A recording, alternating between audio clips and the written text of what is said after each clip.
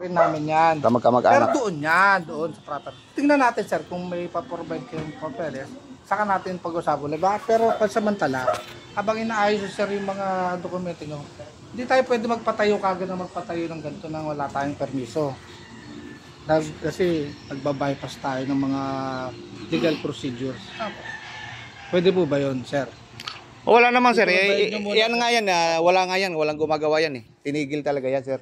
Kasi, Wala talaga yan. Kasi parang Ang tutusin yan, dapat yan, nakatayo sila. Pero dahil pinagbigyan namin ang kahit to kabila, wala talaga nagtatayo sir. Oo.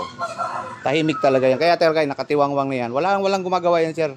Walang ang taong pumupunta rito kasi yung mga asosyasyon kinausap na wala muna tayong galaw kasi may hinintay pa. Kaya hindi rin sila gumalaw dito yung mga sinigan. Kasi hindi naman ano to alam namin eh.